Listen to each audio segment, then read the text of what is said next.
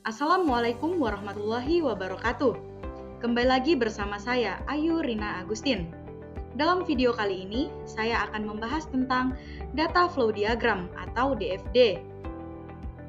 Yang pertama adalah pengertian atau definisi Data Flow Diagram. Data Flow Diagram atau DFD adalah diagram yang menggambarkan aliran data dari sebuah proses atau sistem informasi. Pada DFD, terdapat informasi terkait input dan output dari setiap proses tersebut. DFD juga memiliki berbagai fungsi, seperti menyampaikan rancangan sistem, menggambarkan sistem, dan perancangan model. Penggunaan DFD atau Data Flow Diagram banyak digunakan untuk membantu para pengembang aplikasi, khususnya dalam proses pembuatan sebuah sistem informasi. DFD ini pertama kali dipopulerkan oleh Larry Konstantin dan Ed Yordon pada tahun 1970.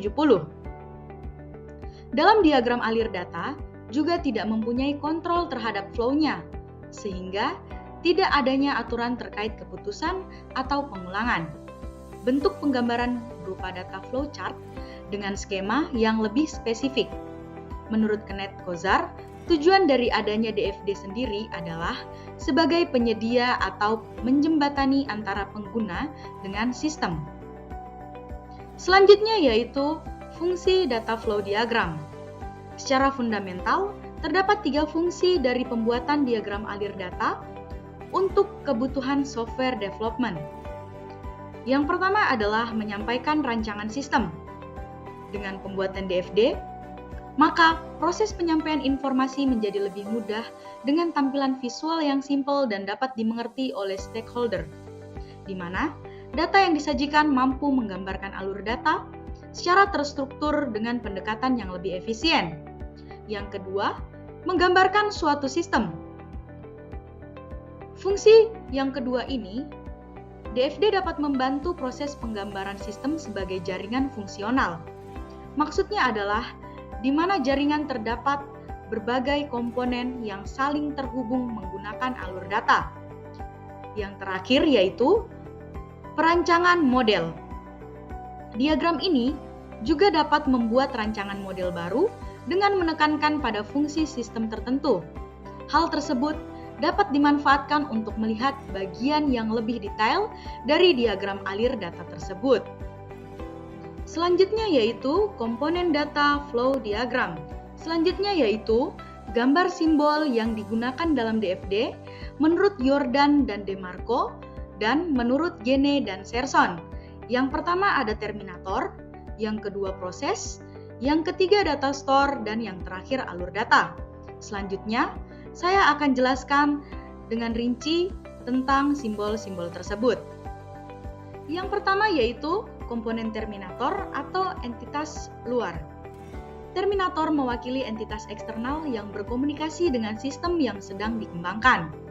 Biasanya, terminator dikenal dengan nama entitas luar atau external entity. Terdapat 2 jenis terminator. Yang pertama yaitu terminator sumber atau source, merupakan terminator yang menjadi sumber. Yang kedua yaitu terminator tujuan atau sink, merupakan terminator yang menjadi tujuan data atau informasi sistem.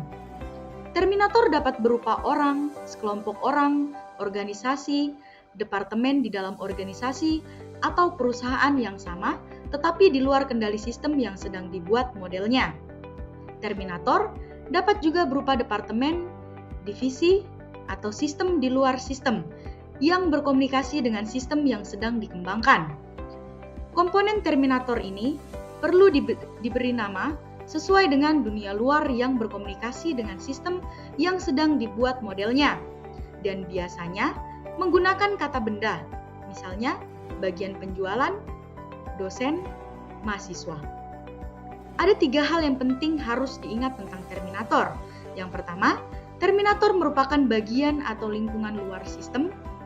Alur datanya yang menghubungkan terminator dengan berbagai proses sistem menunjukkan hubungan sistem dengan dunia luar.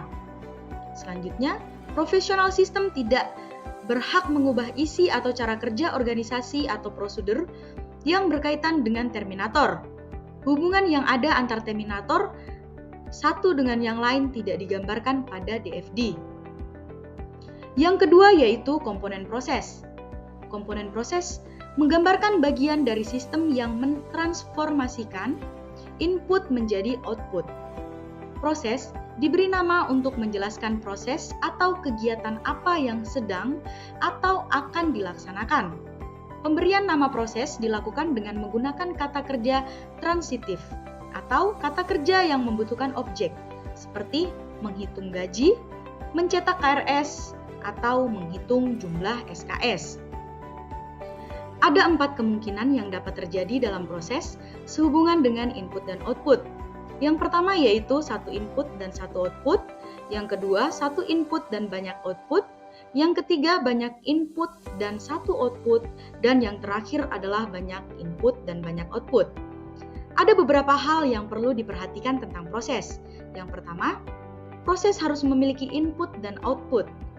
Yang kedua, proses dapat dihubungkan dengan komponen terminator, data store, atau proses melalui alur data.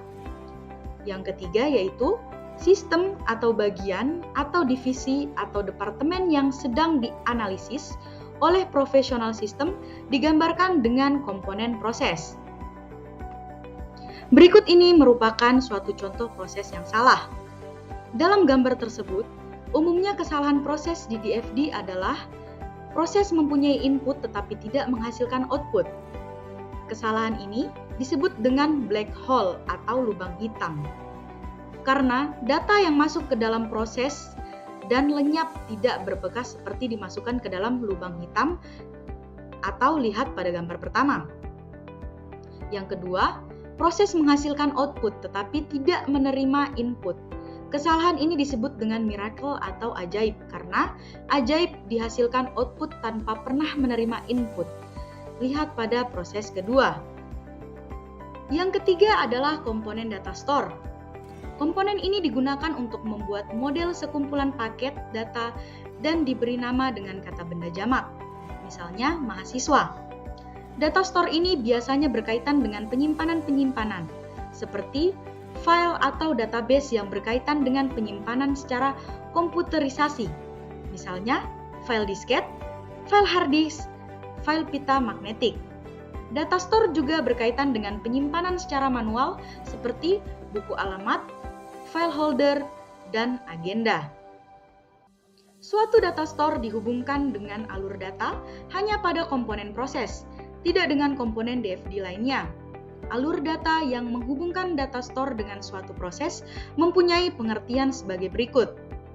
Yang pertama atau pada gambar A, merupakan alur data dari store yang berarti sebagai pembacaan atau pengaksesan suatu paket tunggal data, lebih dari satu paket data, sebagian dari satu paket tunggal data, atau sebagian dari lebih dari satu paket data untuk suatu proses. Yang kedua atau pada gambar B, merupakan alur data ke data store yang berarti sebagai pengupdatean data, seperti menambah satu paket data baru atau lebih, menghapus satu paket atau lebih, atau mengubah atau memodifikasi satu paket data atau lebih. Pada pengertian pertama, jelaslah bahwa data store ini tidak berubah jika suatu paket data atau informasi berpindah dari data store ke suatu proses. Sebaliknya, pada pengertian kedua, data store berubah sebagai hasil alur yang memasuki data store. Dengan kata lain, proses alur data bertanggung jawab terhadap perubahan yang terjadi pada data store. Yang keempat atau yang terakhir adalah komponen data flow atau alur data. Suatu data flow atau alur data digambarkan dengan anak panah yang menunjukkan arah menuju ke dan keluar dari suatu proses. Alur data ini digunakan untuk menerangkan perpindahan data atau paket data atau informasi dari satu bagian ke sistem bagian lainnya. Selain menunjukkan arah, alur data pada model yang dibuat oleh professional system dapat mempresentasikan bit, karakter, pesan, formulir, bilangan real, dan macam-macam informasi yang berkaitan dengan komputer. Alur data juga dapat mempresentasikan data atau informasi yang tidak berkaitan dengan komputer. Alur data perlu diberi nama sesuai dengan data atau informasi yang dimaksud. Biasanya, pemberian nama pada alur data dilakukan dengan menggunakan kata benda. Contohnya, laporan penjualan. Ada 4 konsep yang perlu diperhatikan dalam penggambaran alur data. Yang pertama yaitu konsep paket data atau packets of data. Apabila 2 data atau lebih mengalir dari suatu sumber yang sama menuju ke tujuan yang sama dan mempunyai hubungan dan harus dianggap sebagai satu alur data tunggal karena data itu mengalir bersama-sama sebagai satu paket. Pada gambar di layar menunjukkan bahwa gambar yang pertama merupakan konsep paket data yang salah dan gambar yang kedua merupakan konsep paket data yang benar. Berikutnya yaitu konsep alur data menyebar atau diverging data flow. Alur data menyebar menunjukkan sejumlah tembusan paket data yang berasal dari sumber yang sama menuju ke tujuan yang berbeda, atau paket data yang kompleks dibagi menjadi beberapa elemen data yang dikirim ke tujuan yang berbeda, atau alur data ini membawa paket data yang memiliki nilai yang berbeda yang akan dikirim ke tujuan yang berbeda. Pada gambar tersebut merupakan contoh konsep alur data menyebar. Yang ketiga yaitu konsep alur data mengumpul atau converging data flow. Beberapa alur data yang berbeda sumber bergabung bersama-sama menuju ke tujuan yang sama. Pada gambar di layar merupakan contoh gambar konsep alur data mengumpul. Yang keempat atau yang terakhir, konsep sumber atau tujuan alur data. Semua alur data harus minimal mengandung satu proses. Maksud kalimat ini adalah, pada gambar A, suatu alur data dihasilkan dari suatu proses dan menuju ke suatu data store dan atau terminator. Pada gambar B, suatu alur data dihasilkan dari suatu data store dan atau terminator dan menuju ke suatu proses. Dan pada gambar C, merupakan suatu alur data dihasilkan dari suatu proses dan menuju ke suatu proses. Selanjutnya yaitu tingkatan atau level data flow diagram. Adalah teknik yang digunakan untuk memecah diagram aliran data menjadi beberapa tingkat detail, dimulai dari tingkat tertinggi hingga yang lebih rinci. Hal ini membantu menggambarkan aliran data secara bertahap dan lebih mudah dipahami. Berikut penjelasan mengenai berbagai level dalam DFD. Yang pertama, konteks diagram atau level 0. Merupakan representasi paling sederhana dari suatu sistem. Konteks diagram menggambarkan keseluruhan sistem dalam satu proses tunggal dan menunjukkan interaksi antara sistem dan entitas eksternal. Contohnya yaitu sebuah konteks diagram untuk sistem penjualan online hanya akan menunjukkan entitas seperti pelanggan dan sistem penjualan dengan aliran data seperti pesanan dan konfirmasi. Yang kedua yaitu DFD level 1. Yang artinya memecah proses utama dalam konteks diagram menjadi beberapa proses besar atau utama yang lebih rinci. Setiap proses dalam level ini menggambarkan kegiatan besar dalam sistem. Contohnya, dalam sistem penjualan online, proses utama mungkin dipecah menjadi proses pesanan, proses pembayaran, dan proses pengiriman. Yang selanjutnya yaitu DFD level 2 dan seterusnya. Yang berarti memecah proses-proses pada DFD level 1 menjadi proses-proses yang lebih kecil dan lebih rinci. Level 2 berfokus pada rincian lebih lanjut dari satu atau beberapa proses yang ada di level sebelumnya. Contohnya yaitu dalam proses pembayaran dari level 1 dapat dipecah lagi menjadi validasi pembayaran, proses pembayaran bank, dan konfirmasi pembayaran di level 2. Berikutnya yaitu manfaat leveling dalam DFD. Yang pertama, mempermudah pemahaman, yang berarti dengan membuat diagram secara bertahap dari tingkat tinggi hingga yang lebih detail, pengembangan dan penggunaan sistem bisa memahami sistem dengan lebih baik. Yang kedua, mengorganisir kompleksitas, yang berarti proses yang kompleks dapat dipecah menjadi bagian-bagian yang lebih sederhana.